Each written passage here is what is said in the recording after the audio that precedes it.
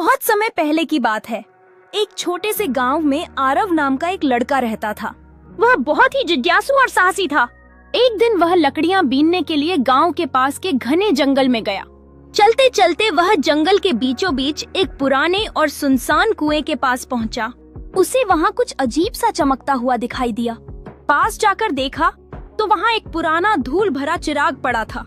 उसने जैसे ही उसे उठाकर साफ किया, उसमें से एक धुएं का गुबार निकलने लगा और सामने एक विशाल जिन्न प्रकट हो गया। जिन्न ने कहा, मैं इस जादुई चिराग का जिन्न हूँ। तुमने मुझे आजाद किया है, इसलिए मैं तुम्हारी 3 इच्छाएं पूरी करूँगा। आरव हैरान था, पर उसने समझदारी से सोचकर पहली इच्छा मांगी, मुझे जंगल की सारी भाषाएं समझने की शक्ति दो।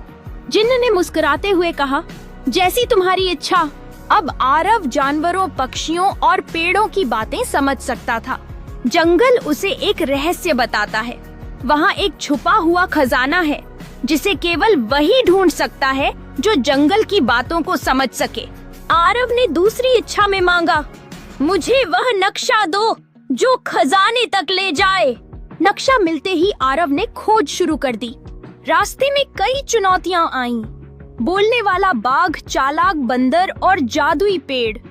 लेकिन अब वह सबकी बातें समझता था, इसलिए सबकी मदद से आगे बढ़ा। अंत में वह एक प्राचीन गुफा तक पहुंचा जहां खजाना छुपा था। जैसे ही उसने खजाना पाया, उसने अपनी तीसरी और आखिरी इच्छा मांगी, इस खजाने को गांव के सभी लोगों की भलाई के लिए इस्तेमाल करना चाहता हूँ।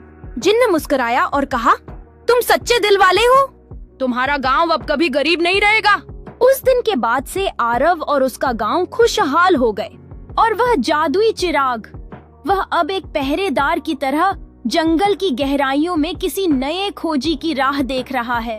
अगर आपको यह वीडियो पसंद आया तो वीडियो को लाइक करें और चैनल को सब्सक्राइब करें और अपने दोस्तों को शेयर भी करें।